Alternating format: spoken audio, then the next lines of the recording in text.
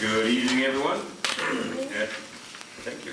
At this time, I would like to call to order the regularly scheduled committee meeting for the Village of Midlothian, April 17th, 2019 at 7 p.m. Roll call, please. Trustee King? Here. Trustee Crowley? Here. Trustee Gillis? Here. Trustee Ivan? Here. Trustee Killelly? Here. Trustee Kreis? Here. Mayor LaRue? Here. You have a quorum. Please stand for the Pledge of Allegiance. I pledge allegiance to the flag of the United States of America and to the republic for which it stands, one nation, under God, indivisible, with liberty and justice for all. At this time, I'm pleased to introduce Stan Irving from ProChamps. He's going to give us a little presentation about what they do. Thank you, Mayor and trustees, clerk, attorney, staff, residents. I recently met with a committee here a couple of weeks ago and gave them a brief presentation of what my firm has to offer. A little bit about background about me personally is I am a retired city manager that worked for 3 different communities. I retired 2 years ago. I did not find this company. They found me when I was working for the Village of Dalton. They told me, you have over 400 foreclosures in your town. Okay, it's a nice number, probably right. And he said, we're willing to pay you to register them. And I said, okay, I'll be back. Then I went back and forth to this booth. I was at the International City Managers Association meeting. It was amazing. Just by pressing buttons, it will show that to you tonight about your community. You are nowhere near the number of foreclosures that Dalton has. You do have, as the screen will show you, in the upper left-hand corner, 178 active foreclosures. That means in this town, at some point, someone has been served papers to 178 different properties. The number to the right is 129. Those are potential foreclosures in Midlothian. The way they describe the potential is it was in foreclosure and it's either in a short sale now or it was sold from one bank to another bank. It's in limbo. We concern ourselves if we become partners with both numbers, but the real number to look at is 178. The little blips on the screen, they have numbers in them, and some of them have 2, some of them have 3, some are red, and some are yellow. The numbers indicate that on that block there are 2 foreclosures. The number 3 would be 3 foreclosures. The yellow is the potential, the red are active. I cannot pull up exact addresses for your community because you're not partnered yet. They don't trust me and they don't trust you. That you just I can give this stuff away for nothing. But you already have in-house a vacant property ordinance. You have a fee of $100. I did not request any information as to how many you collected, how many you haven't. We do foreclosures and vacant property registrations. What we'll do now is we're going to go over here and switch to Homewood, who is a partner. Homewood has over 300 foreclosures. They started with us in January of 2019, relatively new. What this shows you is that in January we registered 18 properties. Excuse me, so far to date we have registered 18 properties. It also, what it tells me is active violations, and I don't say this, but I shouldn't, Homewood's not doing their job. Their code officers have not used the program to enter any violations. And you'll see what I mean about the violations coming up. Now we'll get out of here and we'll pull down some information. Reports. We're going to go to registered. Oh no, newly.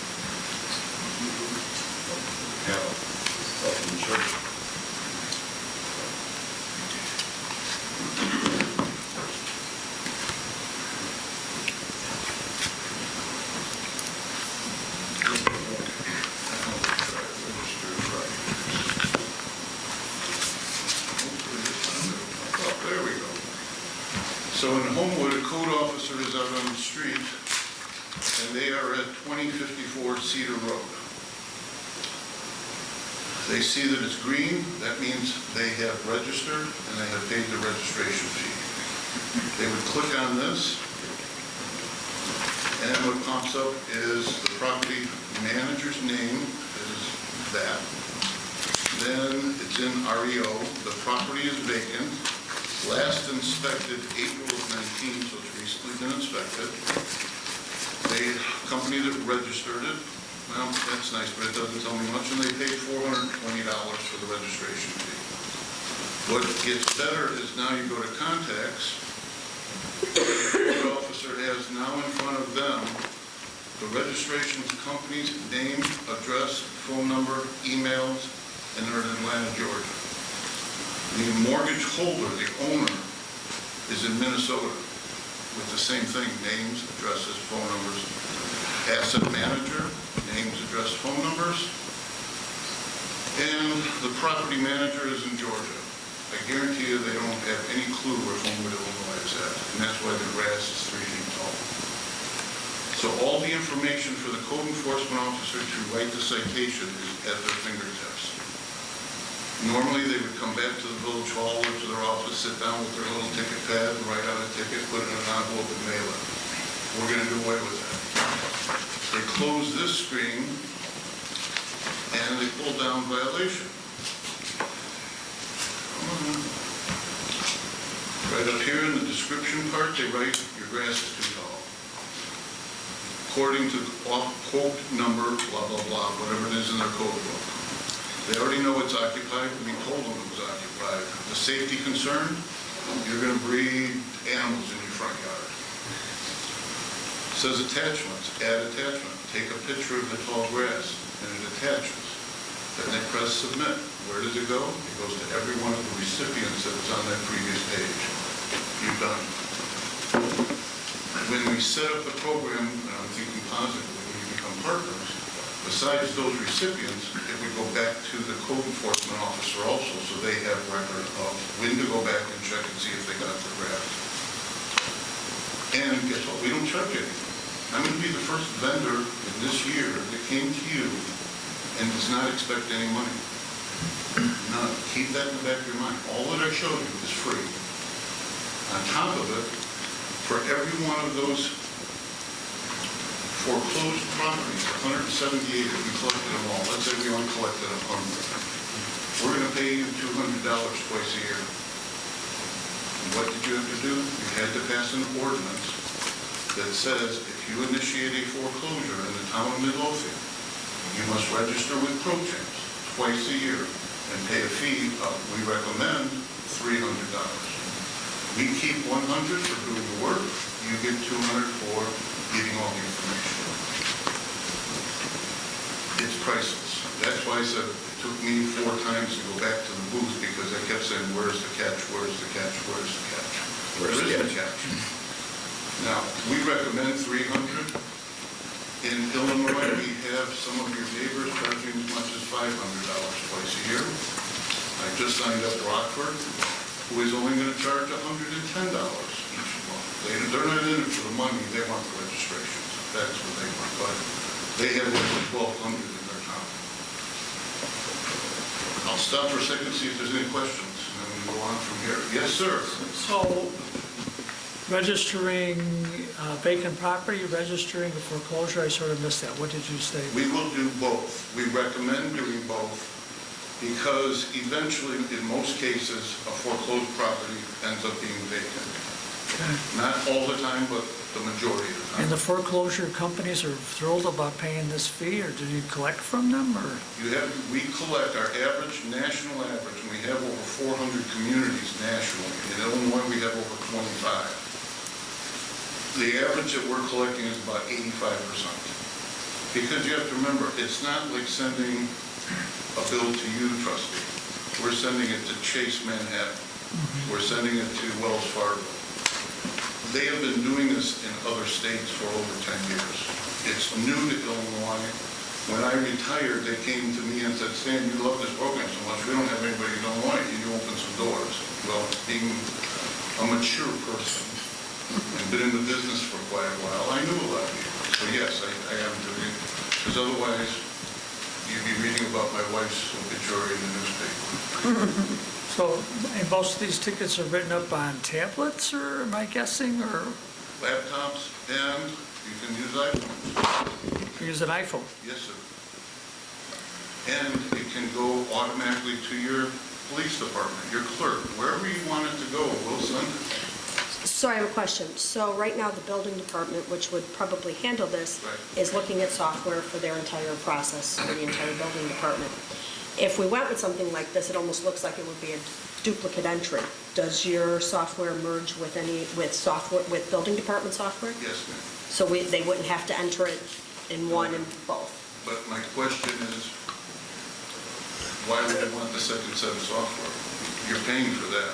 Well, for things other than This foreclosures handles and vacant. foreclosures. That program also handles permitting and other Yes, building department. so a lot of other Because things. there is programming out there for foreclosures, and I thought maybe that's what you were. No, No. no. No, it is as simple as complicated as it seems. It's nothing more than an Excel spreadsheet, and I believe that trustee can explain it. I mean, it's just data entry is all we're doing. We're not recreating the wheel. What you just saw, every one of your staff members could do if they did nothing else but sit at a computer all day long and do the research. Right. We are a tool for the village, or extra hands, extra eyes, that cost you nothing. So at what point do you do you recommend that you send this to a bank? As soon as you pass the ordinance, it's in effect. No, I mean, at what point of the foreclosure? As Because soon as they circle paper, what if the owner gets it out of foreclosure? then they would notify, let's say it's January 1st, they initiate it. We send them the papers that said you must register, and they register. It's now February. It's 2 months later. They say, oh, we've sold this property and it's back. Show us where you sold it and we'll take you off what I'll call the dip list. And it happens all day long. If we went back to that front page where Homewood had 18 registrations, there's another column for deregistrations. We show you exactly who deregistered also. And I read the ordinance. It has provisions in it for the full service, the initiation of the foreclosure, as well as actually foreclosed property options. So the board will have the option of determining at what time the property should be registered, because as the full, for lack of a better term, the full service would be any time someone is in default of their loan and receives a notice of foreclosure.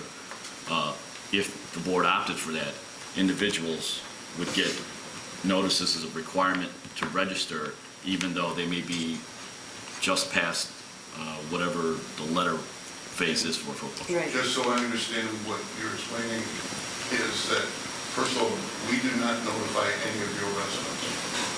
We have no contact with who's living in that house. We only contact the banks. And in New York, a number of years ago, I think it was in 2010 or 11, the banks tried to pass the fee and registration fee onto the person living in the house. And the judge basically said, show me a copy of the mortgage. We gave it, show me in the mortgage papers where it says I'm responsible to pay for registration. It doesn't. It says you have to pay taxes, but nothing about registration, so they threw it out of court. And that's the issue of whether, at that stage of the game, it could litigate it at just delinquent payments, essentially. So to answer your question more directly, just for clarity about the other thing, it cannot be passed on to your residents. Crest Hill signed up, and they were concerned. One of their trustees admitted that she had a problem and she was in foreclosure. Why do I want to have this aggravation when I was able to work through it, renegotiate it? They have, in their ordinance, eliminated pre-foreclosure notices. It's only when you go. The other thing, attorney, is it's your ordinance, not yours. It's their ordinance. You can put whatever you want in it. We're just the enforcer. Yeah, and that's the point I wanted the board to be aware of, is that they would select at what point registration is required within the ordinance, and my personal opinion would be That should probably be further down the line when these properties typically become a problem. And I will agree with you, the corporation one is, their answer is, well, if it's in pre, it's going to go all the way to foreclosure. Well, my answer is, it may and it may not. So No. why bang them right from the beginning? Right. Once it's in foreclosure, it's very unlikely it's coming out of foreclosure. The pre, yeah, they're going to try and work it out. What we do have is there's a small town called Haymont, south of Ottawa. They have about 75 foreclosures.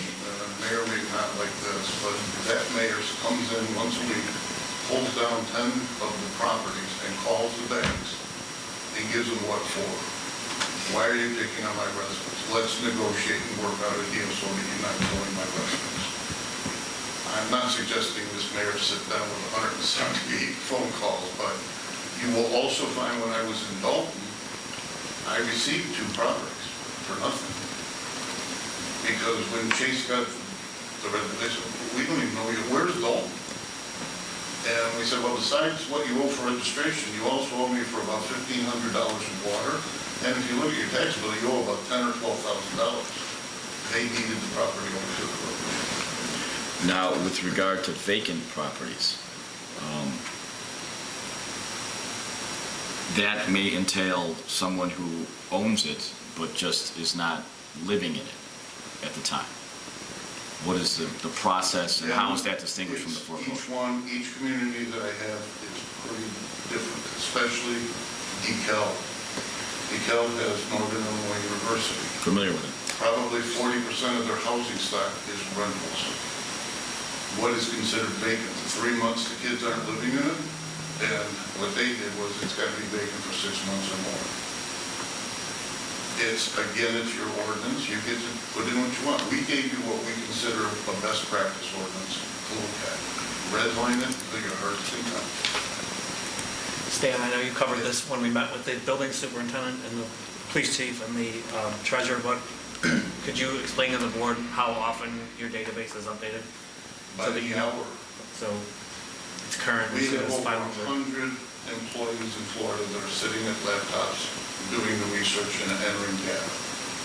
Your staff will, whoever you give the opportunity to look at this information, will see it change on an hourly basis. You know, 1 minute you may have, I looked at 1 o'clock today at Sub Village and they had no registrations. At 5 o'clock they had 34. It's a matter of when they pay us and when we get it registered, but it's updated pretty much by the hour. Can Can you educate me on how you know the property's in foreclosure? Now, Yes. the people sitting in Florida go to the county courthouse webpage and look at that on an hour-to-hour basis. And every time an attorney turns in a foreclosure paper, they pull it off the internet and they do the research as to, it's one thing when you file, and the attorney can correct me if I'm wrong, it'll say Chase Bank filing foreclosure against Mr. and Mrs. John Doe. It doesn't say Chase Bank of Minnesota or wherever that was, so our team will then have to do the research. And it's on the web, then it's on your program. Okay. Then we put it, we upload it. The thing your IT department will love is we take up no server space. It's all web-based. So you're not going to have to buy another server to download all of this. We ask for a 2-year agreement. If you want 1 year, we'll give you 1 year. We're pretty easy with that because out of the 400-plus communities we've got, since 2009, not one community has ever opted out. Has the vendor ever been sued? Yes. On what basis? I've Wrongfully pursuing the fee, the registration? They've never been sued here in Illinois. The only state that sued them, and I understand their laws are kind of goofy, is New Jersey. We've won or settled every one of the cases. And what was the basis of this? What was the rub? I would have to get that information from the Okay. department. I would imagine that it would be wrongfully requiring, because you're not dealing with residents at all, or the owner. So any interaction or any potential administrative or procedural tort under the law would have been in dealing with the bank. Yeah. So it was the state of New Jersey that sued, No, not it was within the state of New Jersey. Oh, Certain a bank banks or ended something, up okay. protest. We had, the only, I'll say, opposition we've had in Illinois is the Illinois Real Estate Brokers Association. That's what it was. Because once a property goes into full foreclosure, the courts award it a receiver. The receiver is usually a realtor. The banks are saying, here's your $300 bill, realtor. Once we sell the property, that's between the realtor and the bank. I'm sorry. I don't think that the village, I can only say what Rockford mayor said. As the president of the association was at the meeting protesting. And the mayor said, are you only interested in selling blighted properties? He said, I'll sell anything. He said, but you will sell blighted properties. I said, yeah. Then he said, why don't you just leave my town? I don't want blighted properties. I want to be proactive. It's, you know, going back to the lawsuit, the good Lord invented lawyers for lawsuits. That's just, I mean, anybody can sue for anything. You know, I'm not saying, City of Chicago tried this program 7 years ago. They got sued and they lost. Not through us. They tried to do it themselves. The grounds that they lost on, that one was pretty, it was easy to find and you could find them. They were only registering Freddie Mae and Freddie Mac properties. Not Chase, not Wells Fargo, not anything. And so Freddie Mae And I and Freddie assume Mac that- said, Yeah. I assume the cost was prohibitive in Chicago too. What was their, oh, in effect, they were discriminating. How can you just charge certain mortgage companies and not all? Not all of them. You can't But just pick and choose. with their registration cost was substantially higher? Oh, it was a lot higher. Yes. Can I ask a question? Why do you require registration twice a year versus once a I year? asked that same question. Because today the property may be owned by Chase, And it might change? tomorrow it's going to be owned by Freddie Mac or Freddie Mae or who knows. They're bundling these Right. properties and they're bouncing them around. And like I said, most of the time, they don't even know they own these properties. One of the other benefits, I think that came up when we met too, that I think Treasurer Britton found particularly attractive is the fact that we can also use this information to send water bills for these properties to You're your not bank. quoting, I was going to get that. So that's something that this board has struggled with for a long time, Utility bills chasing and utility trash bills. At least in Dalton, we're out of control. And what would happen was they'd send a bill out every 3 months in Dalton, and it would come back, non-deliverable, vacant, no owner, no this. Well, now, when that comes back, somebody in your utility department should have access and can look up and say, you know what? Don't send it to 123 Lover's Lane anymore. Send it to the bank in Minnesota. They're the ones ultimately responsible. And so is your company's fee always $100 per property? It had started as $100 in 2009, and it still is. Okay, so if we charged 100, you would still charge, I mean, we would have to charge 200, whatever it was. If you wanted to make $1, you would have to put in the ordinance $101. Okay. That's what it is. Even for multifamily buildings? Doesn't matter. Doesn't matter. We're doing Bolingbrook on the 30th. The mayor there is an unusual character who's been in office way too long. He wants to do vacant property more than he wants to do the foreclosures. You don't get up to foreclosures. They have 600 foreclosures in Bolingbrook. He wants to bang the big boxes, the empty big boxes. He's going to be charging $5,000 twice a year. The impetus, and he's not a dumb man. Walmart's there today, and then Walmart moves to Plainfield tomorrow because they got a TIF or something. Walmart's still paying a rent on their property in Bolingbrook. So the landlord, the owner of the property, doesn't care whether it's vacant or not. So he wants to start banging the landlords to get his properties built. I think that's a little excessive, but every town is a little different. Now, then we'll answer any and all questions, but the same program is available for rental registration.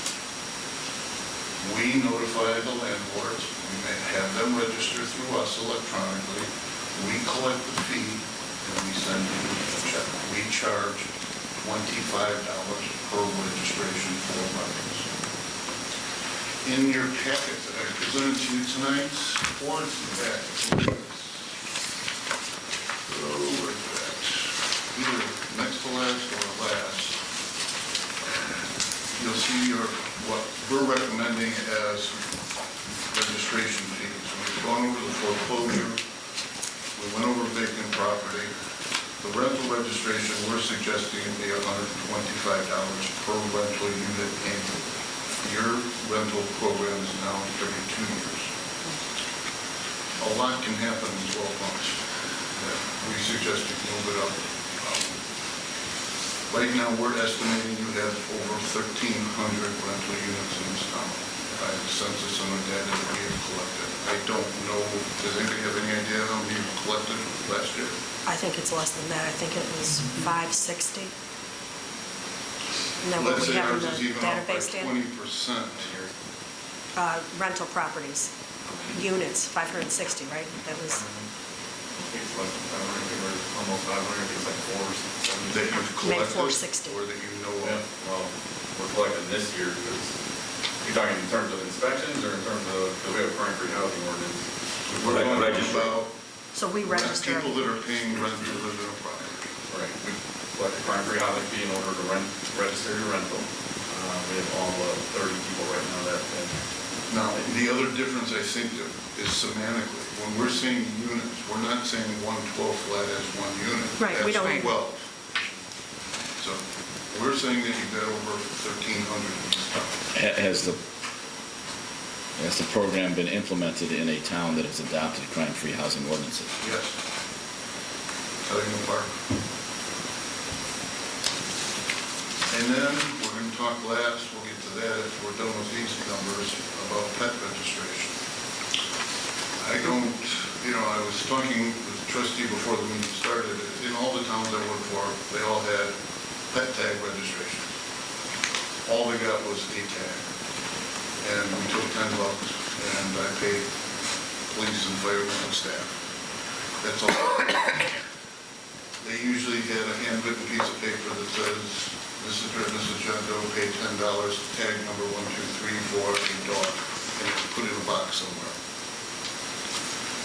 What you're going to see now is truly, I think, mind-blowing. Close this up here.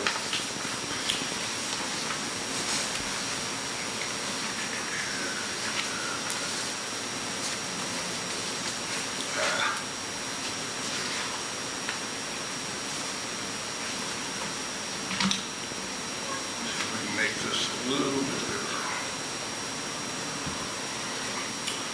We're going to make it so popular, people will want to register.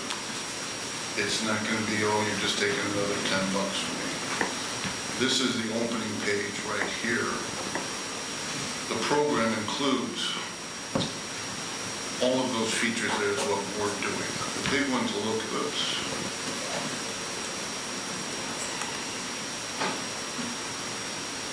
You lost your dog. You're going to go online. You're actually going to type in where you lost it, type of dog, put the picture of the dog on the webpage, and it's going to go out to every veterinarian and every police department within a 50-mile radius of where you lost your dog. Resident doesn't pay a dime. It doesn't pay a dime. How do the police departments get it? How do they get it? It's very simple. We've collected the data of all the police departments in that area, and we just put in an email. We send it to the police department. Oh, I'm sorry. Everything, I'm an old man. It's hard for me to understand this stuff. It is. It's all electronic. It's nothing, all the registrations would be done electronically, whether it's foreclosures, rentals, or for pets. We have our own blog for the dog lovers. They can go on and talk to each other about what to do, how to do, where to do, what not to do, how to pick up the doo-doo, and all that kind of stuff. I don't dislike dogs, I'm not a dog lover. Oh, I don't know if we can do business, sir. Sorry. We also work with all of the vets across the country. So that once someone registers a dog, the reason they're really registering is the rabies vaccination. We automatically send it to the county, because the county has the ordinance in place that they've got to know about it.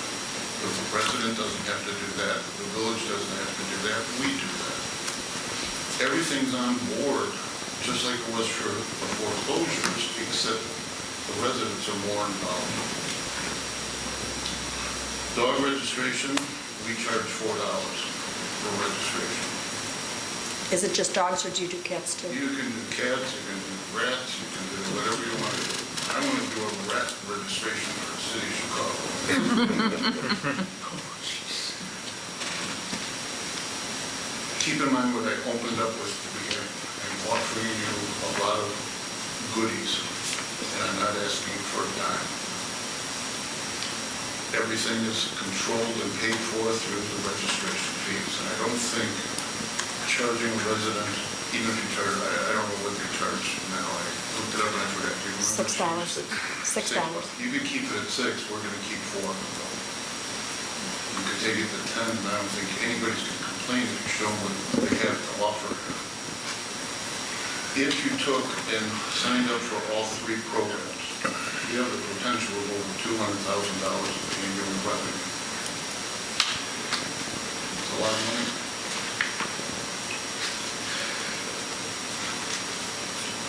I'm sorry we're keeping you up, trustee. Questions? With the pet registration, when people re-register, what happens?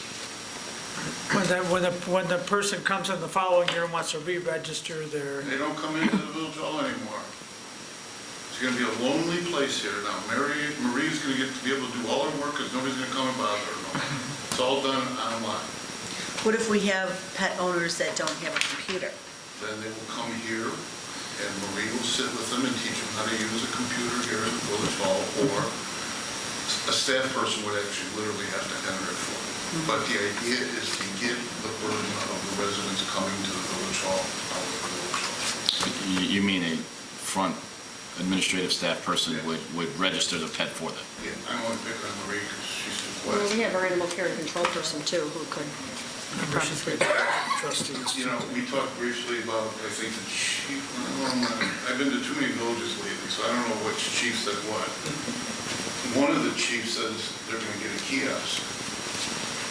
Because even the landlords, some of them live in town, a lot of them don't live in town. But the ones that live in town, they may come to the village hall and say, here's my money, I wanna pay you.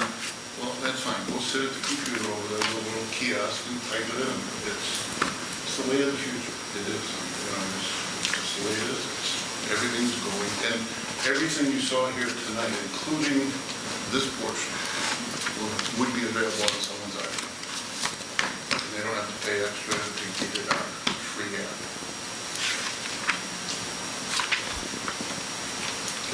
And we could put, just one more, we can put restrictions for something like the pet app. You can put restrictions on how many addresses can register a pet, how many pets can be registered per That, again, address. is in your ordinances, It is. you know, we're not here to encourage 20 pit bulls in a house, but if we might be able to help you find those 20 pit bulls in the house because we're working with the vets, if they're using vets, we're communicating a lot of our information as to the number of pets. To give you an idea, again, going through the American Veterinary Association,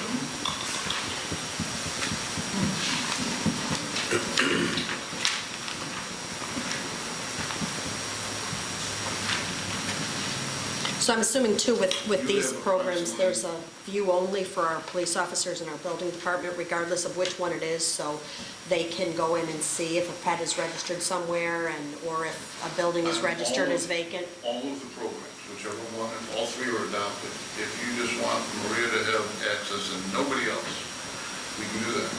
If you want, we have towns that have every police officer has access.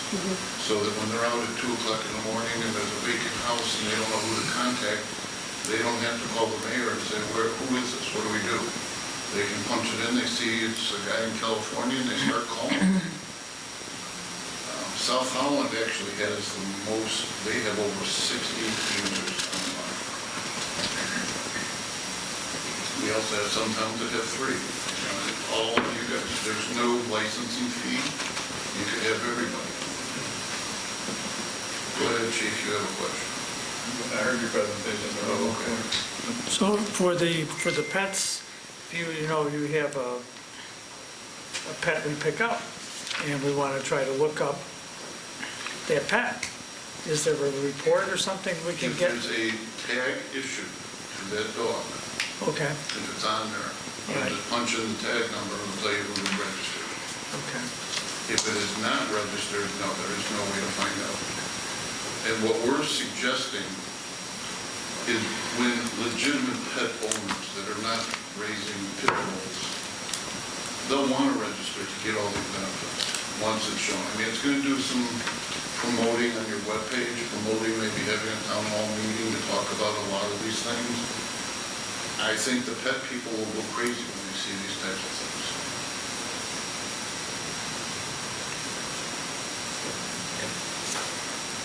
I know that Superintendent Weiner is very excited about this program, and he is very much hoping that the board will adopt this. Now, Attorney Levicki, I know I provided an ordinance for vacant and foreclosure. I don't know if I provided anything for rental and for the pet. Yes, you did. Did I? Yes, you Okay. did. And I guess the question I was had is the ordinances part of the contract for the services? Yes. So these are the ordinances that must be passed in order to, After you've read them. after we've omitted and, And if you've got a better idea for an ordinance, all we're saying is let us see it before the trustees vote on it. We have not turned down one red line in Illinois yet. Not one. and I would just say that because each individual trustee has liaison between the various departments, there is substantial law in these ordinances that you would have to go through, because it may be in conflict with the current village ordinances, which may not be a bad thing, but it's certainly something that the trustee and the board should have the ultimate authority in determining. And what we suggest, like you do have the vacant property ordinance, you have the pet red and the dog registration. We would suggest, strongly encourage a repeal. A repeal, right, and that's Because why otherwise, they're you going have to to be so look at it. confused out on the street, they're not going to know who's on first. Right, there. right. Okay. Thank you so much, Dan. Anytime, Mayor. Very- Thank you for the opportunity. And thank you to the trustee for teaching me how to look up to this, because I have no clue. And thank you to Maria, let me come in here and not stand in the cold. You're quite adept at the technology there, Stan. Very impressive. Okay. Yeah, just if anybody has any questions, my card is attached to the brochure. Feel free to call me, email me, text me, do whatever you want. Thank you, sir. Thanks, Dan. Thank you. Thank you. Thank you. At this time, I will open the floor to public comment. If you'd like to be made a matter of public record, please stand, state your name and address, and please use the microphone so public can pick you up clearly. Sir.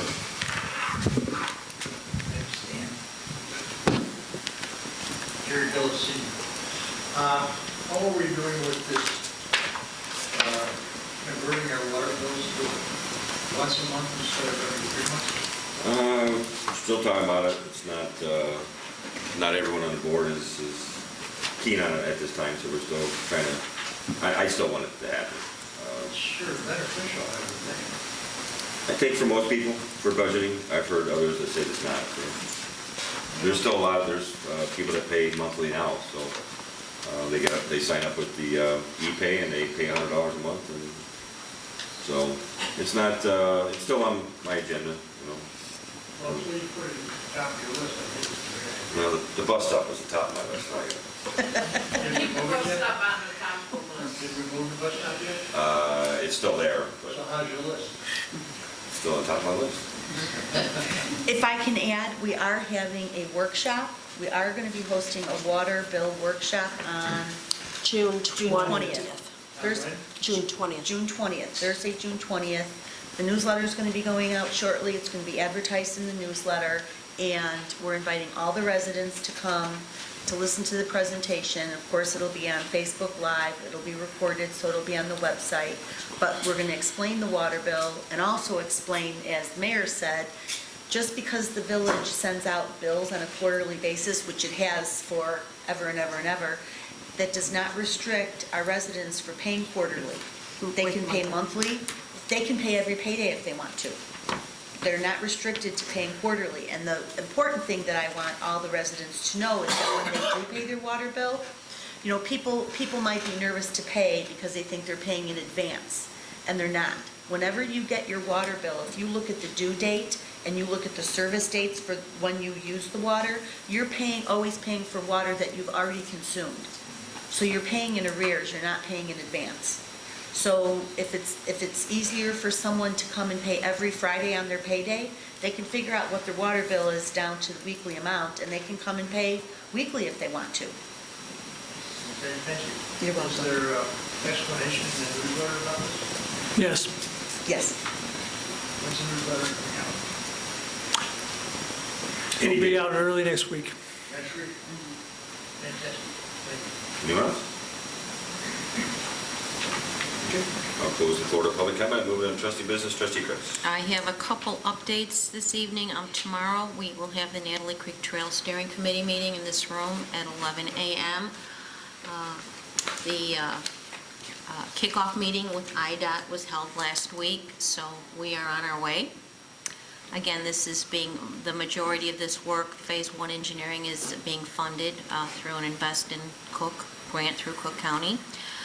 After that meeting, the Keep Midlothian Board Steering Committee will be meeting at noon. The focus of that meeting, most of that meeting will be on the Great Midlothian cleanup. So if you want to be where the action is happening, join us for our first Great Midlothian cleanup, first ever. It's replacing cleanup day on Saturday, April 27th.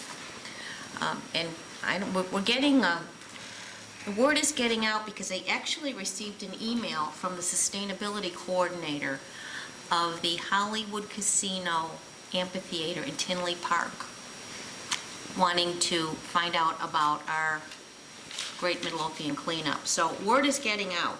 Kind of amazing how many people are becoming familiar with Keep Midlothian Beautiful. And then a couple other updates that are not on there, just reminders. Stormwater Management Capital Plan presentation by Strand, it's finalized.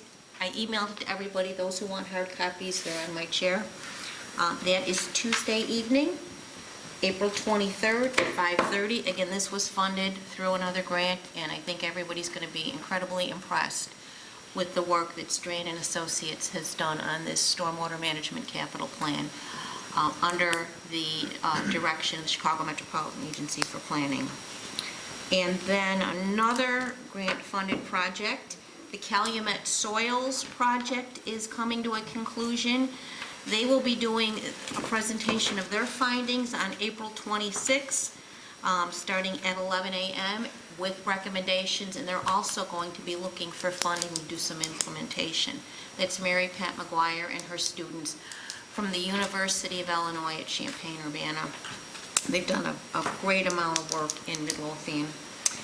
And also for next week on the agenda, I would like to have a presentation by the Veterans Committee to a volunteer, if this volunteer is available. I think the volunteer will be available, okay? Can we have that on the agenda? What were you saying? If the volunteer is available To come to the meeting, to come to the meeting. Is the volunteer giving the presentation? No, we're going to present, Oh, okay. I'm sorry, we're going to recognize this volunteer, Oh, okay? Just recognition, okay? And I think that is all I have this evening. And then I have an item for executive session. Thank you, ma'am. Trustee Hagan. Thank you, Mayor. I have quite a few different things that I wanted to discuss. One of them is obviously the projector and screen have now been installed. There are two remotes for those that are involved, so to turn them off and move the screen back up and down. And let's see if I can do this. And it's relatively easy to take over from, as you sit here, if you want to do your own projection onto the screen. Mostly it's set up for classes and demonstrations that are just oriented towards that, because I don't think we want to use this big screen, because people tend to be a little more verbose in our board and committee meetings. So as part of that, we also updated the TV on the left. Notice there's no more electrical cords hanging down. All right, we did add another port on it so that you can hook a computer up if you have an HDMI port directly to it, instead of trying to do a broadcast through your laptop if you don't have that capability available. So as part of this upgrade to all the technology in this room, I would like, if the board doesn't have a problem with it, is add another TV on the other side so that we could do dual presentations. One where the board docs would be showing the agenda on the one TV, and if somebody had a picture or something like that that they wanted to present, they would present it on the other TV. Make it easier to make your point on whatever discussion that you wanted to bring up. Does the board have any problem with going forward with that, adding a secondary TV? Well, could we just do, I mean, everybody knows I'm not a techie person, but could we just use the projector for that? Well, like I said, that's for lengthy, big discussions. You tend, when you do a big projector, it's verbose, where if we had another TV, it'd be like one-off kind of photo, like if you were showing, like Nick, if you were showing one of the board thing or something like that, you know, where we're in violation or not. But yes, you can use the projector, it's a little more. The residents would have to turn around and. Yeah, that's the other part. So for presentations We'd have to and get swivel chairs for demonstrations, the we would, for presentations and demonstrations, we would have the chairs actually facing that way. So it'd be more of a training seminar. So for the police department, fire department, public works, when we start having classes and start saving money on training on site instead of going off site, that will facilitate that whole process.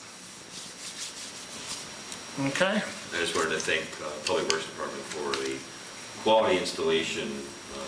Did a really nice job. How much was this TV? 500. 500? Yeah. And then how much like for extra wiring and installation and whatever? Well, Public Works did it, so it'd be Okay. cost of labor and a Okay. little bit of parts for Okay. the electrical So it'd be stuff. $500 put it over there? Yes. Okay. I mean, would be fine I with still it. have to get the physical device to do the broadcasting Right. and the, something to hold the TV up, obviously. What are you gonna do with Mike's picture? We'd have to. Well, we're relocating with the other pictures that Jerry Gillis was going to provide for the walls. Or we can put it over with the certificates. Yeah, we could put it over there on that wall somewhere. We'll find a spot for it. All right? All right. The second thing I wanted to bring up was at the last finance meeting yesterday, we talked about the late fee change and the reconnection fee change. I wanted to bring it up at this meeting so we could vote on it at the next meeting. The late fee change was from 20% to 10%, and the reconnection fee was from 50 for the first time, 75 for the second, and 100 for the third plus. We want to change it to just $75 as a straight reconnection fee. I've sent an email to our lawyer to update our ordinances to take that effect, as well as the mayor has discussed it with him as well. That's actually in a policy, not an ordinance, so I was briefly talking to Nick before the meeting about it. What's a policy? The late fees actually, Late fee is not in the ordinance. It's a policy. The board, and that's okay. Nice, yeah. The board has the option of putting it in the ordinance. And I probably, given the significance of that upon residents, that direct cost to the residents, I would advise to put it in the ordinance. And it would only be a matter of adding it into one of the various provisions of the current ordinance that reference delinquent payments. All right, well then, if the board doesn't have a problem with it, I would go with that recommendation.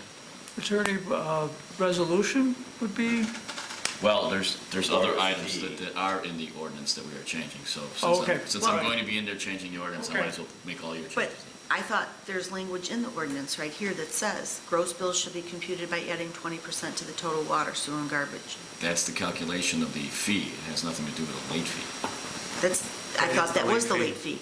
That is the late fee. The That's- village code currently requires late fees, referred to as a gross billing, to be included with each invoice. The purpose of this is to set forth the late payment requirements to residents in a clear and concise manner. So We just passed this in 2014. is that what's, That was when it was changed. This is what the proposed change is. okay, I will have to cross-reference that with the actual village ordinance, because under the village ordinance, it references a 20% fee as far as the billing process in the current ordinance. If you go to the code, it references nothing to do, it's not in the late fee category. It says, this is how the bill shall be calculated. And I looked through it to check to see if they were talking about a late fee. Now, maybe the ordinance in 2014 did that. It says late fees. Okay, so then I'll have to match that to the current village code. Isn't this the current village code? This was adopted in 2014. No, May not have been codified. it may not have been codified. Oh, got it. So I will review the actual ordinance and match it up with the current village code. Okay. All right, so if nobody has an issue with the change, I'd like to schedule that then for next week for the vote on. I'm fine with it. The next thing I have is the vehicle sticker, putting a barcode on the bills for the vehicle stickers. And it will cost us an additional $500 for updating our software to do that. And the technical side of it is basically the barcode will be able to scan the barcode. Our scanner will be able to read the barcode and preload all the information into our billing software and then facilitate or speed up the process for paying for your vehicle sticker. So if no one's got any questions for that, we'll go have that for approval for next week as well. So currently, does Locus print out the vehicle sticker Invoices. invoices that get mailed to everybody? Yes, and Okay. then we manually fold it together and stuff the envelopes. Okay, so now those Locus invoices will have the barcode? Well, yes. Okay, And that will just facilitate the scanning and Right. entry of data entry, which is usually the most time-consuming Right. aspect of the job. okay, All right, I'm in favor of that. good. Well, thank you, trustee Kathy. You're welcome. It's all about Kathy. All right, well then, I wanted to talk about the office space reorg. Since I brought it up several weeks ago and no one had any questions, I'm going to talk about it for sure this time. Basically, we're going to try to implement what we call open office reorganization. And basically, that means there'll be no walls or obstructions by the desks. We'll basically relocate all cabinets and things that have tall of a specific nature to the walls so that everything can be clearly visible by the management. So basically on this diagram, the lobby is in the right-hand corner. That's the first place that we want to make a change. We want to add a third window so that the building department will have access to the lobby to handle all their issues and collect their fees and issue their permits, which would then facilitate us to change right to the immediate left of it is Nick's office. That would require some changes in there to be more ADA compliant and to allow the forms and stuff of that to be stored in that location. So then going to the outside wall of this glass wall right there by its front, which is pretty much right there in the middle at the lower bottom. We want to move the color printer from the back of the office by where the supply room is, and move it to there so it's more centrally located, because the building department uses the color printer more often than the administration does. And then we want to also add another cabinet there as well. So in the building department, then we want to basically reorganize it into a U, basically in the middle, and take all their filing cabinets, which they have for all their properties and stuff and permits, and basically put it up against the wall. And by the door for the supplies is on the, again, a little bit towards the right. We want to add the other printer, our black and white printer, and put it there against the wall. So what this will do is allow basically a circular motion within the area, and allow easy access to the windows and to the different areas for communication and moving permits and stuff around. Part of that also includes, not major changes, but over in administration and finance, we want to relocate Janet with the rest of the team over basically on the window side or the front of the building. and we want to basically reposition the cubicles, make them a little bit smaller, get rid of some of the stuff that we don't really use as part of the cubicles. In addition to that, since Nick's doesn't have an office anymore, we have to build an office for him. And we want to do that by the computer room, which is on the left-hand side of the diagram. Basically, we want to build two, one for Maggie and one for Nick. And then we want to move the clerk into Maggie's old office, so that way they have their privacy to do all their work in one location, and they'll basically a shared space. The office is big enough to handle basically 2 cubes to be put in there. So, Basically just rearranging what we have up there now, except for the 2 offices. yes, yes. So part of this process also involves that we're not up to code in the electrical or our networking environment that we have here. So what I'd like to do is also replace our networking wires to ensure that every cubicle has 2 network wires, since we're coming in with fiber optic, and that's going to be 100% easily improvement over what we currently have. But we also, each cubicle seems to be set up to connect to the telephone, and then from the telephone it goes to the computer, which could be okay most of the time, but it does impact performance on voice communication and the computer itself. And also, if the phone dies, you don't have the internet for your computer without relocating the wire directly to the computer. So I want to relocate all the wires to 2 for each cubicle. And also, the current way that we wire our electric is through extension cords. So typically in an office environment, we use the panels themselves as channels for the electric and actually put outlets in the equipment, in the walls, in the panels. I'd like to do that as well as with the LAN and bring it actually up to code, so that way nobody's stepping on extension cords or the potential of fire caused by things being plugged into the extension cord that are overrating the capacity of the extension cord. Does anybody have any basic questions about this? What's the cost for the whole? That I'm working on right now. I got some of the high-end costs for some of the changes if we go with new equipment as part of the packet. I When do you not say have new all. equipment, you mean new furniture? If we went with all new furniture. Okay. All right. I haven't gotten all of them though yet. Like for the building department, I don't have any cost for them at all yet. So then we'll have to look at alternatives by reusing some of the existing stuff that we'll be knocking down. But building new walls for the offices will definitely be an expense that we can't get past, since we don't really have that capability to have that right now. Yes, ma'am. Do you have a rough idea of what the electrical expense will be and the cable expense? No, I'm waiting from 2 cable connectors for the networking stuff. Okay. Electrical, we have to get a bid from an electrician, which we haven't done yet. This is just basically, I wanted to make sure you guys were introduced to it, got an idea where I'm going or how we want to go with the department heads.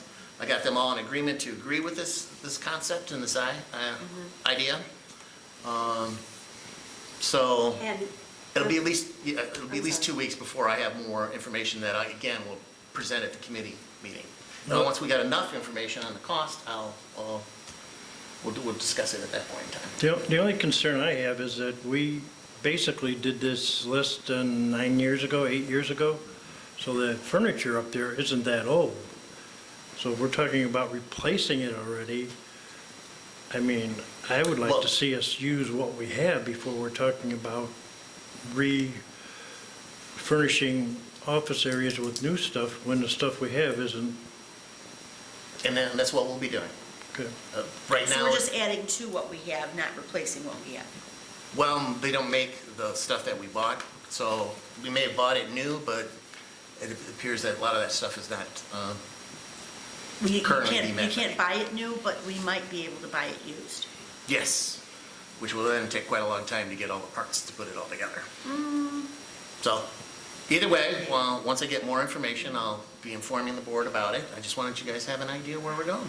And Sandy, you had a, Well, I just want to make sure, and we're going to do this after we address the issues on what we're going to address with this building as far as structural, like the roof and all of that, right? well, I'm glad you brought that up. Next week, we got another roofing guy coming in to give us a looky-loo up on our roof. Don, you were going to Yeah, I try to was discuss going to that? report on that, yeah. That's Public Works.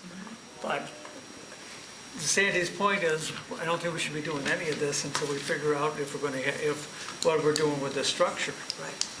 I mean, these, are, obviously you've thought a lot about this, but we don't know if we're going to be Well, reusing the structure, or we're going to go to a new structure or something in between. So, I would go on with your work, but I would be a little gun shy about approving it before I knew that we were going to continue on using this building. well, this building's been deteriorating for decades, so we haven't done anything in decades.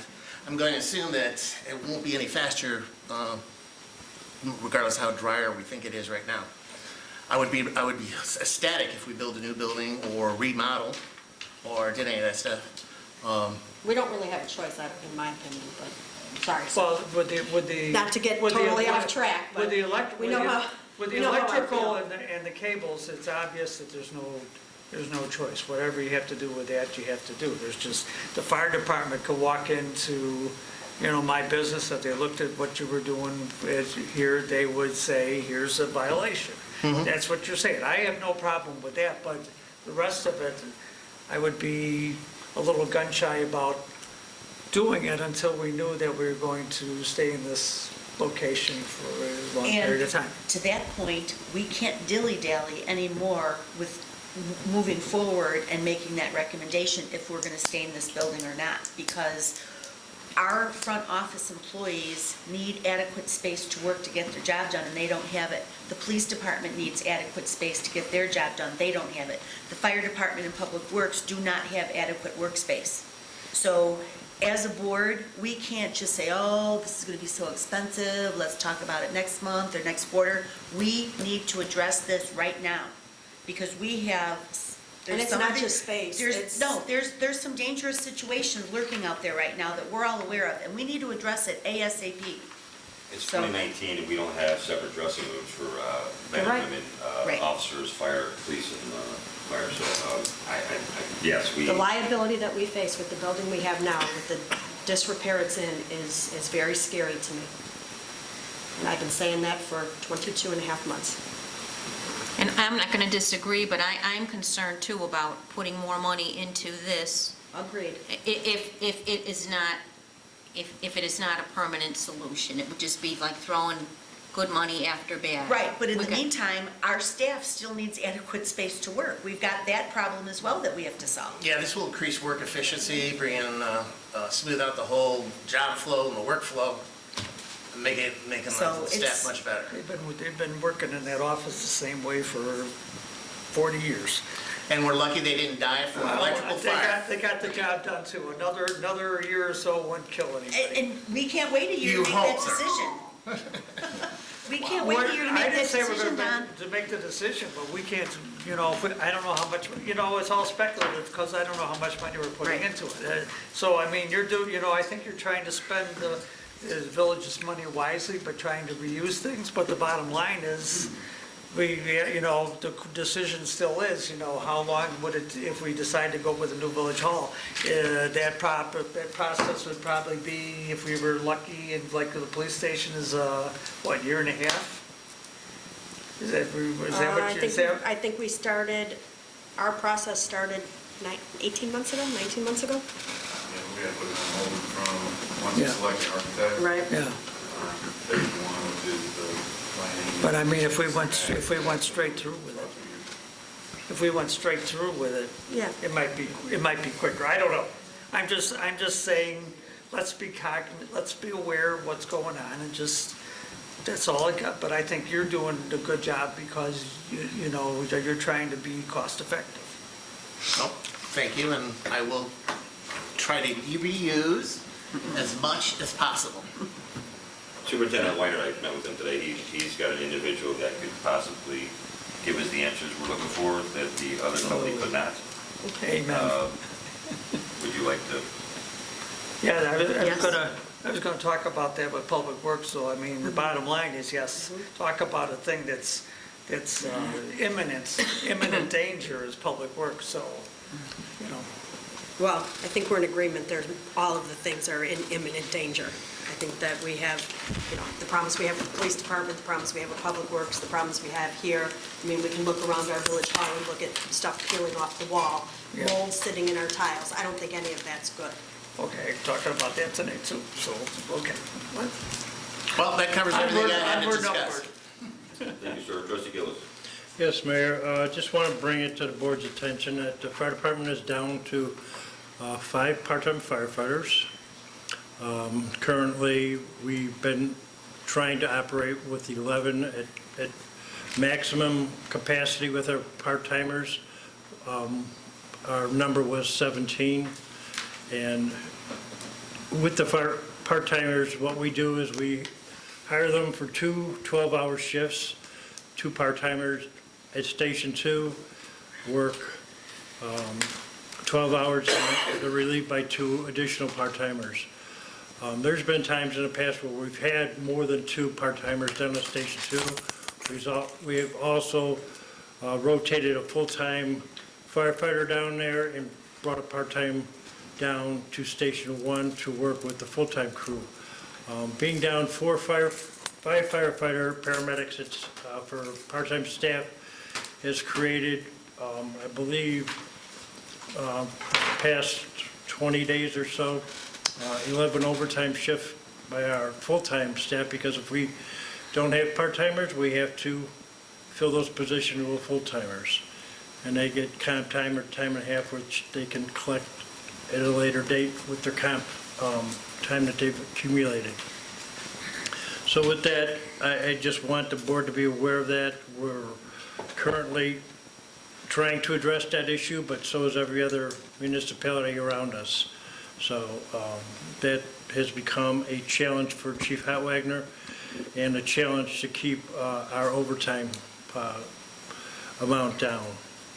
The other thing I want to point out, for the month of March, we billed, for our medical billing was roughly $44,500. Our billing company that does our collection gets 4%. They roughly have been, their amount collected was roughly $1,800. So I just want to bring these numbers out there because at some point in time, we're going to have to make some decisions on how we're going to manage this. I know we talked about it at the Finance Committee meeting last night, so I just want to keep that flowing so that when we do look at numbers, that we have an idea of what we're looking at on a monthly basis, not only what we're paying for overtime, but what we're also billing for our ALS, BLS services since we started transporting. So that should help offset, because that money outside of $10,000 a month goes into our general fund. So that has offset some of the costs for our full-time firefighter, paramedics, and our part-time. And just so the board is aware of it, we roughly have a budget close to $400,000 for our part-time staff, and this helps keep Station 2 open. Without the part-timers, we don't have enough full-time staff to keep both stations open. And I don't want to see us to the point where we consider closing Station 2 as an option. I don't think that would be sufficient for our residents, and the reason why we put that station up there. And with that, that's all I have. The fireworks permit, we're gonna go with that? Yeah, fireworks permit on it. Oh, yes. We do have a fireworks permit for the country club, and all their pyrotechnic paperwork will be in place before the permit is signed. Thank you, sir. Thank you. Trustee Cavity. Thank you, Mayor. First thing on my agenda is to request the approval of ordinance 2023, granting approval of a special use permit to allow for the separate use of adjoining properties located at 3202 and 3228 West 147th Street. to allow auto sales and minor repair. Before we move to the approval, there are a couple of minor fixes to the document that have to be made, so do I need to State them now. So we can state them correct now the so that we can approve them subject to these revisions? Correct. Okay. Document. Okay. On the second whereas, at the very end of the statement, after the word "and," we have to delete the pound sign and the underscore. Under section 2, number 1, the word "sign" should be "signs."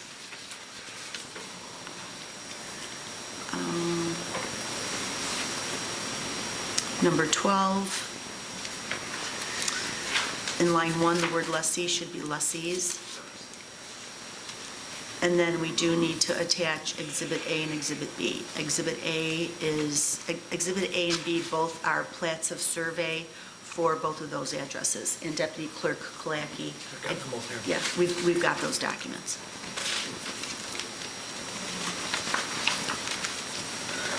So subject to the revisions that I just reviewed, I'm looking for an approval. Do I have to make the motion?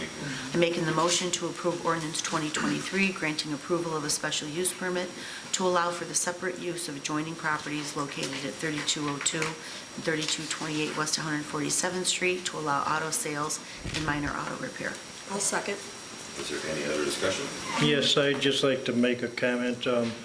The conditions of the use for the special use, item 4, the backflow valve, has that been installed? Do you know? I believe they can't, the technicality of all this is they can't move forward to apply for a permit to get that work done until the special use is granted. So once the special use is granted, then they can apply for the permit to have that installed. Because we had discussed that once before about, trying to get them to install that prior to this ordinance, but Okay. we were prohibited from giving them a permit because they didn't have special use. The other topic of discussion I'd like to bring up was item number 14, the storage of the tow truck there. In the conditions, it states that from 9 p.m. to 7 a.m., it's not allowed to have a tow truck on site, which they continue to do. They still have it tonight. They had it last night. I don't know if the building department has told them, if they've read the conditions. Yes. But, well, they're not living up to their conditions then. Okay. I saw it this morning going to work. I would just note that the items that were on this ordinance came from the original ordinance. Did that include the tow truck, though? Did not. Oh. So, And it was not in the special use either, was it? Did the board add that? no, that was a village board added Okay. item. And so, once the board passes this, it will become a condition. Right. And then they can't store their tow trucks there. If they do, then we can pull their special use and pull their business license, is my understanding of Yes. how this works. That would be item 15. Well, I'm just curious because we don't allow, even without the special use, we don't allow that tow truck on that site.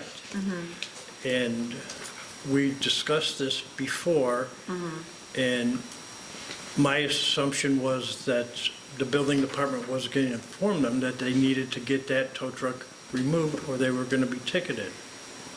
I will double check with Superintendent Weinert, but I I don't know if thought, that happened. yeah, I don't know if that happened either. Why don't we allow a tow truck on site? It's the same thing as a semi. That's not It's not a regular vehicle tow truck, it's a semi-tow truck. It's huge. Oh, It's a semi. semi-tow truck, because we do have tow trucks on Yes, but properties, other properties.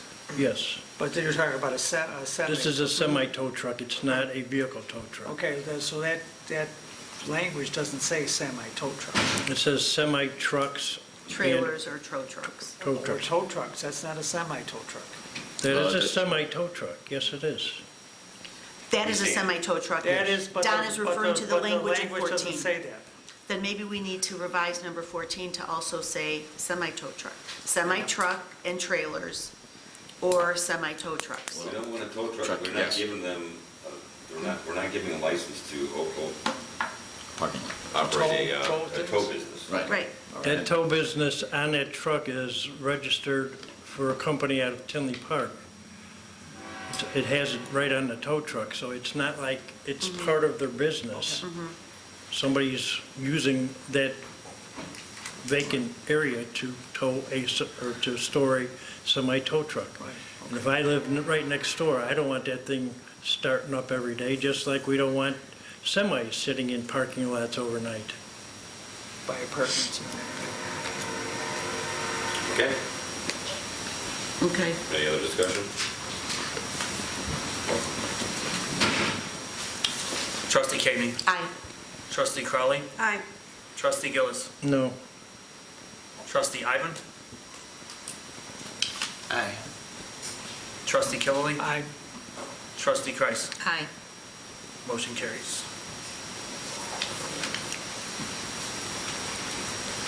Thank you. The next item on my agenda is B2 zoning district, prohibited use of auto sales, leasing, minor auto repair. And this is relative to Midlothian Cars, which is on the corner of 147th and Pulaski.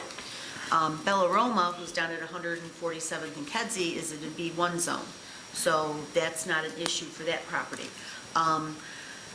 Midlothian Cars is on this corner of 147th and Pulaski, and then Cars 147 is about 2 blocks over, and that's in a B2 zone.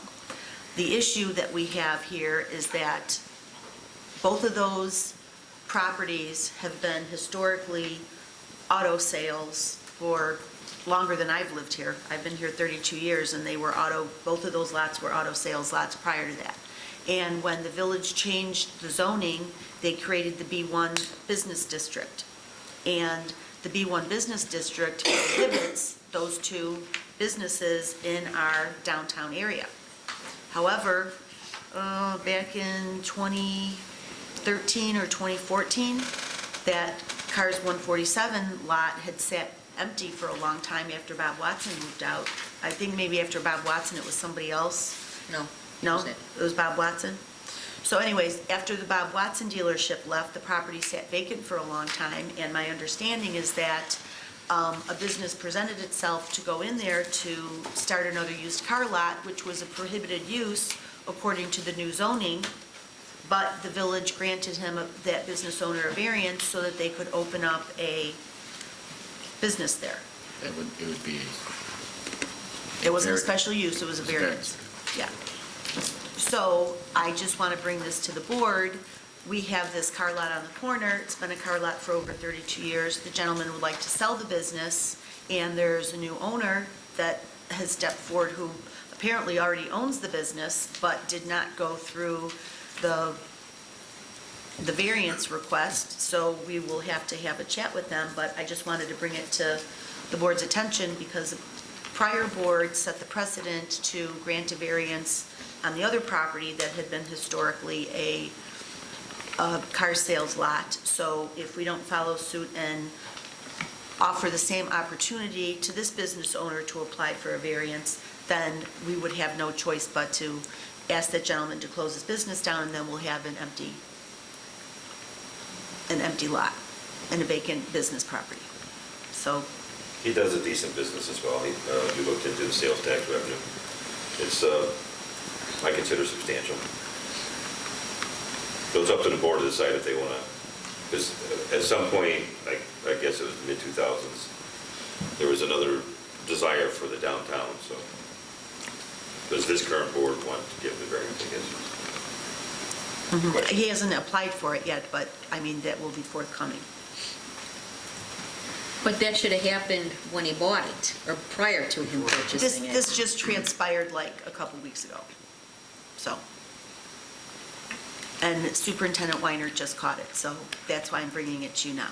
So after today's meeting, he will be contacting the prior owner and the current owner to discuss with them what needs to transpire next.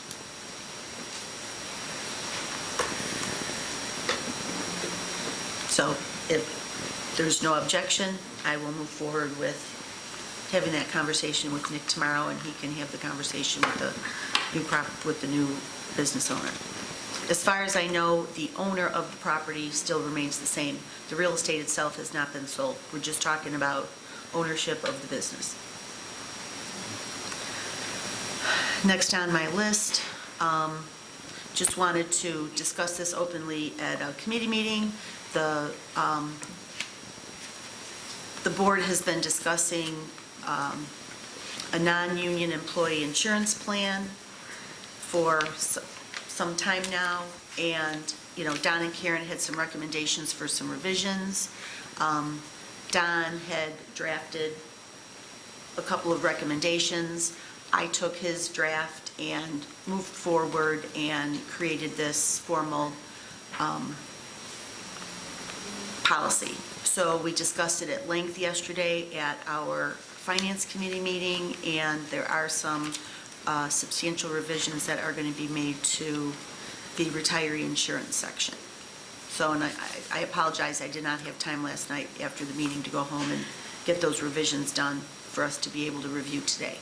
So I will work on those and have those ready, hopefully in the next week, for everyone to review. But I would like to, you know, as soon as we do have the finalized language, if we could, you know, focus on it, take a look at it, make sure there's no other revisions. I'd like to get this approved within the next couple of weeks.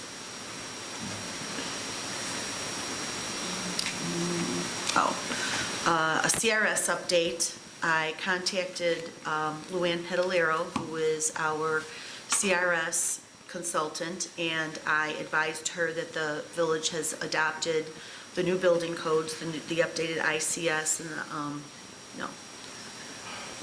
the IBC and the IRC, I apologize. And I told her that the village got its first building code effectiveness grading system rating, which I told you about last week, which was a 4.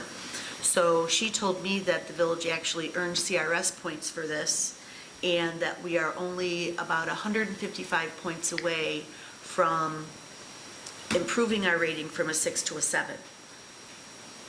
I'm sorry, from a 7 to a 6. From a 7 to a 6. And if we could do that, we could, you know, we would get additional discounts on behalf of our property owners who are in the special flood hazard area.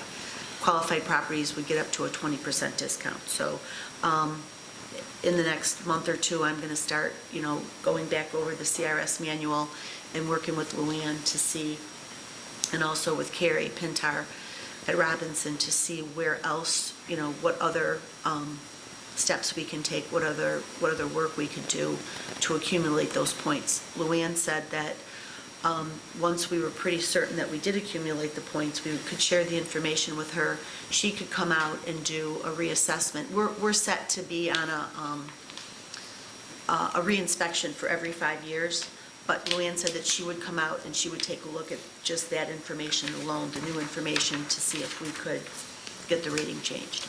So hopefully in the next year we'll be able to do that. The T-Mobile transaction, I believe I shared with all of you an email with regards to the counteroffer that I made to T-Mobile, and they did accept it. So before we move forward to begin any type of documentation, T-Mobile would like to walk the area with Superintendent Sperry and Superintendent Weiner next week on the 25th. So that's moving forward in a positive way. And if nobody has any questions about that, that's all I have. And the letter to the businesses, you're pretty close to being done with. You sent that to the whole board, right? No, not yet. I tweaked it, and I just sent it to you and Nick at the very end of the business day today. All right. So, You got to put an R after yes, I fixed that. your business. Yeah, you business, exactly. I fixed that R. Oh, then I love it. Okay. I don't need to respond. I'm telling you right now. Okay, very good. How we used to do it in the old days. I'll share the letter with the board, so they're aware it's going out. And it's going to go out to our business community. Thank you, ma'am. Trustee Kildee. Thank you, Mayor. Well, I realize I have to do a little more work on my homework on my Apple here, because I did have more descriptions for letter A, but it isn't on there, so I'll figure out what I did wrong. Anyway, the next quarterly newsletter is almost ready to go out, and I didn't tell the printer to do it until I figured out that if the board wanted to approve it at a board meeting, or if they thought it was a recurring bill that was just basically a business such as other departments have, and they didn't need to approve it. The bill will be not to exceed $2,600. Last quarter, there was a miscommunication, and we only sent it to residents. This time, we're going to send it to residents and businesses.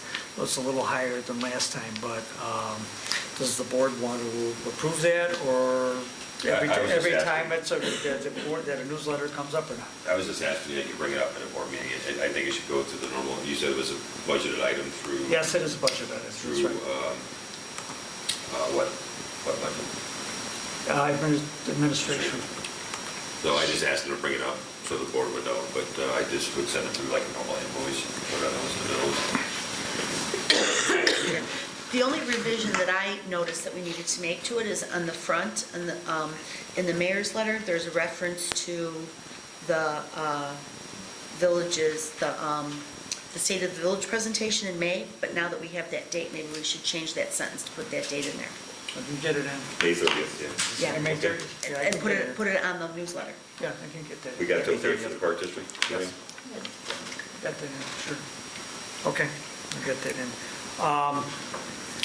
Well, we had a lot of discussion about buildings today, and if Superintendent Weiner has found somebody to evaluate our buildings, it would be much appreciated, because the Public Works building scares the heck out of me, and I don't know if that wall is going to fall over or when, so I'm with you. I'd like to expedite that as fast as possible, so we can evaluate how dangerous the situation is at Public Works, and get a possible price on repairing it versus putting a different structure up there or in another area. The state of Illinois passed a ordinance, and it was signed by the governor, that any vaping or smoking product businesses cannot sell to anyone under 21. So that was sort of what we were trying to talk about before, but Attorney Valdez talked about Park Ridge, where they actually fine students under. They find them, in Park Ridge, they find them $500 if they opt to take a education class on the dangers of vaping. They lower the fine to $100. But basically, that's through the high school. Through the high school. The police don't go out and try to wait ticket people who are under 21, but it's a natural segue that Park Ridge High School has already started the process, and then the village finishes that. And as far as those individuals who show up, out of the probably 500 students who showed up before me as hearing officer, 0 have opted to either contest the ticket or to pay the full fine. So my They all intend for My question is, are the trustees interested in pursuing a process like that? Well, one of the things we had discussed, I think 2 weeks ago, is that we were going to discuss it with the schools at our Right. next meeting. Unfortunately, that meeting was supposed to be held on Monday, and I was sick in Right. bed, so the meeting didn't happen.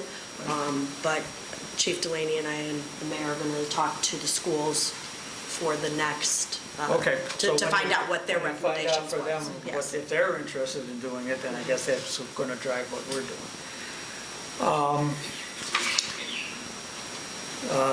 Trustee Ivan told us that we have another roofing company who is going to do an infrared,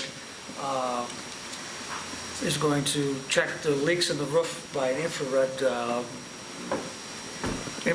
and at night. It happens at night, and basically they can see what the leaks are and try to figure out what we need as far as our roof repair, which seems to be a problem, but at least this would give us positive proof of what's leaking and what's not, or what potentially could leak, and at least we could figure out, we had one for 250,000, and we had one from the other gentleman, which I guess we couldn't put too much stock in, but 600,000, so I mean, 700. 700,000, so bottom line is, let's get some data and try to figure out where we should go from there. And also, Superintendent Sperry, just a little while ago, about 5 o'clock, sent me a memo that he has found a company to do mold air quality testing in our buildings. And the quote he gave us was just for the Village Hall. It would be $1,350, which would cover the personnel and 10 air quality tests. I would suggest that's a very good idea, and I would also suggest that for the Public Works building, I think that should be also taken care of too, and I would like to suggest that we put that on the agenda to approve that for an amount not to exceed $2,700. That's the mold indoor air quality test? Yes. And when you say Village Hall, you're talking about the front office, the police department, and the fire department, right? Yes.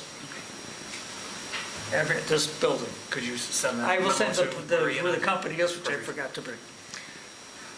So I would definitely recommend that, and we'll see where we go with that, and we'd have more proof than just anecdotal.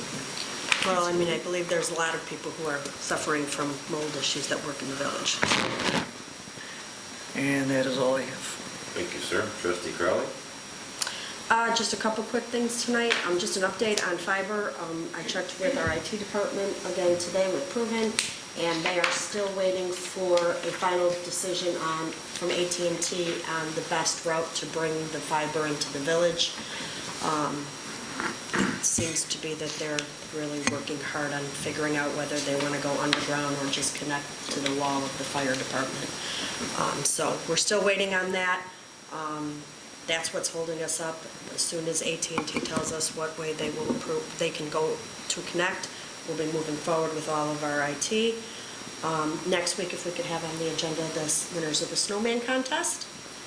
And we are still in the process of doing the, we have the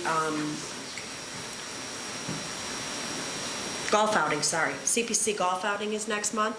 So if you want to do a whole sponsor, or if you want to, golf, please let myself or one of the CPC members know so that we can get you signed up. And that's all I have tonight, sir. Chairman Cheoin is really hoping to get that money by Friday. If we could pass along to Is it $50 still for a whole sponsor? Yes. Yes. They haven't changed the price for 10 years. It's a great time, it's a great event, it's fun. I'd recommend people going and showing up. All right, thank you. Attorney Valdez. Yes, I did re-review the water gross and net provisions of the ordinance, and the clerk, as always, is absolutely correct. It does provide for a separation for the late fee, but it doesn't reference it as a late fee. I presume that the reason the ordinance was written that way, because it was so substantial in Midlothian, a 20%, that calling it a late fee may subject it to review by some authority. So with that in mind, I don't recommend changing it. Let's keep it just the way it is, gross, net, and I will provide for the simple change from 20% to 10% in the ordinance. We did have another session with the Sergeants Union. I am optimistic that we are very close to accord, and hopefully by the next board meeting, we'll have information and good news with regard to having a contract with the supervisors. And finally, we got a demand letter which alleges a false arrest, among other things. I am very confident that the village is not going to be held liable for that. I have reported it to our insurance carrier. We have not been served yet, but just wanted to give you a heads up that it has the potential to get some media, and I wanted to make sure that the board was aware that we did receive a demand letter and that we may receive a lawsuit. That's it. Thank you, sir. Under my business, I am very proud to be able to read this Proclamation indirectly, I just wanted to say that no matter how many times I read this, I continue to be so impressed the work that the Floodlothian group has done. It's just flat out amazing. And on behalf of myself and the entire board and the entire village, quite frankly, we wanted to thank everyone involved, Helen especially, Chris Parker, board members, just fantastic work. I can't tell you how impressed I am. So it's a long one, bear with me. But at this time, I'd like to read into the record the proclamation for Team Floodlothian Day. Whereas Team Floodlothian is a dedicated and results-oriented volunteer community resident action group in the Village of Midlothian, Bremen Township, County of Cook, State of Illinois, and whereas Team Floodlothian recognized the imminent need to alleviate the burden of repeated devastating financial loss, structural damage to property, and serious threat to the health, safety, and well-being of the residents and business owners of Midlothian caused by decades of destructive flooding, and whereas Team Floodlothian, through its perseverance and positivity in the face of adversity, has achieved what was deemed to be the impossible by reaching out to and collaborating with Center for Neighborhood Technology, Metropolitan Water Reclamation District of Greater Chicago, U.S. Army Corps of Engineers, Illinois Department of Natural Resources, Illinois Environmental Protection Agency, Illinois Department of Transportation, Cook County Forest Preserve, South Suburban Mayors and Managers Association, and local, county, state, and federal elected officials. And whereas Team Floodlothian's exemplary efforts have been recognized not only by the aforementioned agencies and government officials, but also by the Metropolitan Planning Council, National Park Service, Calumet Stormwater Collaborative, Trails for Illinois, and Active Transportation Alliance. And whereas Team Floodlothian is supporting the Urban Flooding Awareness Act, House Bill 4659, and also supported MWRD's new Watershed Management Ordinance. And whereas Team Floodlothian was honored with a nomination for the 2015 United States Water Prize and has received the 2015 Women's Initiative Leadership Award from Itasca Bank and the prestigious Illinois Association of Floodplain and Stormwater Management of 2016 Public Education and Outreach Award for the Rain Ready Midlothian Project. And whereas Team Floodlothian had been instrumental in the formation of the Rain Ready Steering Committee, Complete Streets Technical Assistance Program Steering Committee, and Natalie Creek Trail Steering Committee, and formed an alliance with the Village of Midlothian Beautification Committee. And whereas Team Floodlothian has collected abundant amounts of hard data and been able to effectively foster a bottom-up approach to build consensus and take action so Midlothian residents affected by recurring flooding can seek relief. And whereas Team Floodlothian has received support from Senator Dick Durbin, Representative Will Davis, and Cook County Commissioner Joe Murphy, all acknowledging the seriousness of the ongoing devastation and who continue to encourage Team Floodlothian's unwavering efforts. And whereas Team Floodlothian was instrumental in being selected for the CNT Rain Ready pilot study, which resulted in Midlothian being the first municipality in the nation to adopt a Rain Ready plan on January 27, 2016. And whereas Team Floodlothian was instrumental in providing the need for flood mitigation and influential in securing the proposed MWRD $8.3 million Natalie Creek Flood Mitigation Project, and as well as the USGS stream gauge obtained by the USACE through CNT's Silver Jackets program. And whereas Team Floodlothian is part of our Rain Ready Plan commitment, partnered with the new owner of Grills True Value Hardware to implement a rain garden to capture rainwater runoff from the parking lot and to keep it off 147th Street and out of the storm sewers. And whereas Team Floodlothian was instrumental in the Village of Midlothian being presented the 2016 Sustainable Landscaping Award by the Metropolitan Water Reclamation District of Greater Chicago in recognition of the implementation of improved stormwater management projects for the aforementioned Grills Rain Garden. And whereas Team Floodlothian partnered with the Village of Midlothian Board of Trustees, Public Works, the Beautification Committee, Metropolitan Water Reclamation District, Open Lands, Grills Hardware, and many resident volunteers to convert the property along Pulaski Avenue, south of the Village Rain Garden, to the Metro Railroad tracks, which was the site of two demolished buildings for numerous years, into a beautiful area for all to enjoy. while planting native plants and trees in a grassy terrain for a long-term green infrastructure beautification for all to enjoy. And whereas Team Floodlothian provided the community with a scarecrow event in October 2016, a Halloween trick-or-treat site for the St. Christopher Knights of Columbus, a Cubs World Championship rally in November 2016, and a Christmas tree and spectacular luminary display in December 2016 at the Rain Ready Community Garden. And whereas Team Floodlothian assisted in the restoration and cleanup of the Midlothian Historical Society after the building suffered a devastating leak in the roof, participated in the celebration of Midlothian's 90th birthday party on March 18th, 2017, and contributed to the beautification of the landscaping by trimming bushes and planting a ground cover and flowers. And whereas Team Floodlothian spearheaded the Reuse-A-Palooza recycling summer, fall, and winter arts event at the Rain Ready Community Garden for residents to enjoy. And whereas Team Floodlothian hosted the 2017 Municipal Engineering Foundation Victoria, Australia International Study Tour through the American Public Works Association International Affairs Committee as part of their Chicago visit when they visited Midlothian on August 17th, 2017. And whereas Team Floodlothian participated in a webinar September 12th, 2017 with the National Academics of Science Committee on Urban Flooding in Washington, D.C. to provide input regarding issues related to stormwater management with an eye to eventually submitting testimony to Congress to better allocate funding and changing laws. And one of the participants was retired Commanding General of the United States Army Corps of Engineers, Lieutenant General Thomas Bostic. And whereas Team Floodlothian was invited to participate on September 19, 2017 in the National Academics of Science Urban Flooding in the United States Consensus Study in Chicago. And whereas Dr. David Maidment, Centennial Chair in Civil Engineering at the University of Texas at Austin, and the chair of this year's National Academies of Science Committee on Urban Flooding, made a special visit on September 20th, 2017 to Midlothian and spent 2.5 hours obtaining first-hand flooding information from Team Floodlothian. And whereas Team Floodlothian continued to advocate for implementation of stormwater management for Jolly Homes as a priority and participated in a September 18, 2017 stakeholders meeting with Robinson Engineering, Midlothian Public Works, and residents for a study to collect evidence regarding flooding in the area.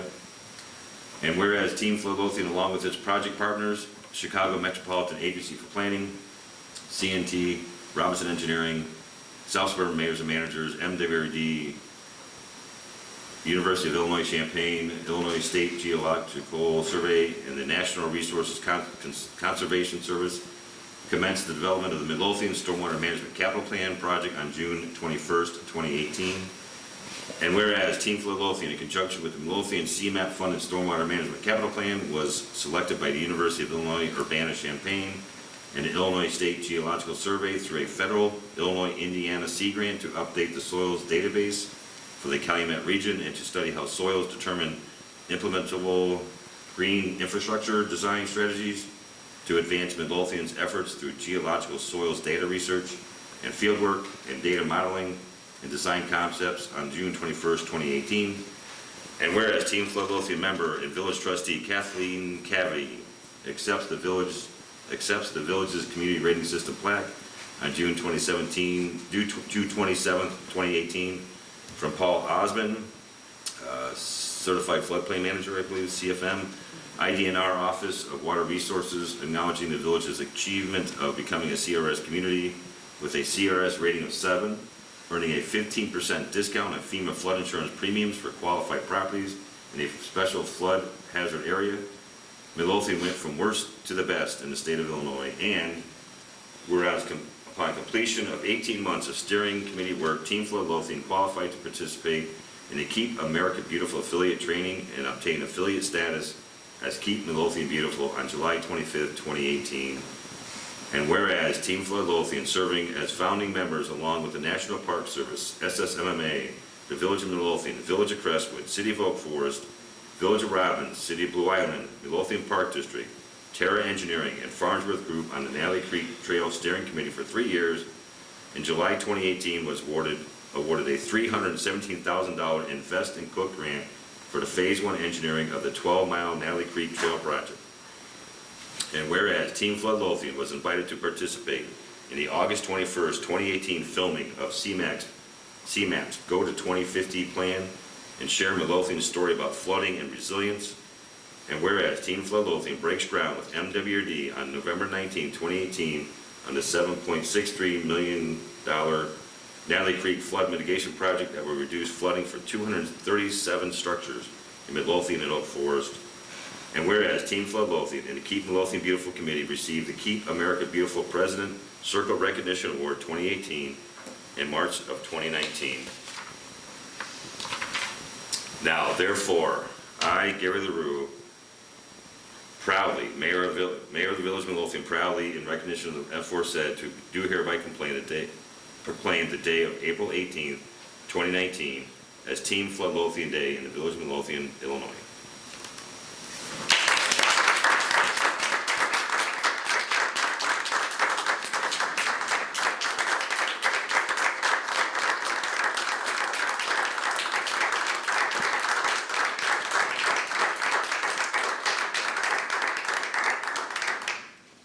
I'm sure there's other people that want to say something here, but I'm telling you, it's just absolutely impressive, incredible, impressive. I don't know what else, what other adjectives can we use? I would just like to say, I know this is very bittersweet for Helen, because her mother, Jackie Hill, was very instrumental in all of this work. And she was the one who started writing this, wasn't she, Helen? This proclamation. She was. And on Sunday, April 14th, was a year ago that we lost Jackie. And I know it was really a hard day. It was a hard weekend for me, so I can't imagine how it was for Helen. But I just want Jackie to be remembered and recognized for her incredible, outstanding efforts as part of this, because I don't think we would be here without Jackie, and without Helen, and without Chris, and without Dita. You've just been there for everything. You never gave up. You're the original. You're part of the original group. So thank you for all of your work. But a special thank you again to Jackie. I think she really continues to guide us from above. Okay. Thank you so much. Really appreciate it. And then the only other thing I just wanted to remind the board, I'm going to St. Christopher's Parish is looking for a renewal of their bingo liquor license, April through June. And we haven't heard anything about the parade, so I asked Clerk Mouse to go ahead and apply for the permits for the state and county, so we can get that moving and we can find some people to, I don't know. Yeah, well, the Veterans Committee attempted to meet, but again, we didn't have enough members to do anything. We'll find people to help put it together. So. That is all I have. Clerk Moskowitz. Just a few quick items.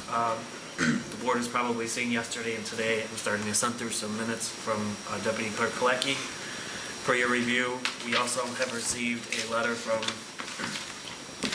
the principal at St. Christopher School requesting permission to block off 146th Street from east of the alley behind Kentucky Fried Chicken to Springfield Avenue on May 30th, 2019, between 8:30 a.m. and 1:30 p.m., as they have done every year for their all-school field day / fun fair. Students will be crossing 146th Street throughout the day to go between the school and the grassy ball field area where some activities will be held. In order to ensure the safety of the children, no cars should be allowed in that block during the indicated school hours. Your consideration of this request is appreciated. Sincerely, Adam Thorne's principal. Unless the board has any concerns, we will send them a letter, and I'll let the police department and public works know as well. And lastly, I think, as the mayor told Trustee Killey, May 30th will be the date for the State of the Village address, again at Brady Lodge at 7 p.m. That is all I have. Thank you, sir. At this time, I'm looking for a motion to go to closed session to discuss the appointment, employment, compensation, discipline, performance, or dismissal of a specific employee. I'll make the motion. I'll second. All in favor? Aye. All opposed? The ayes have it. We are in closed session. There is no further business following closed session.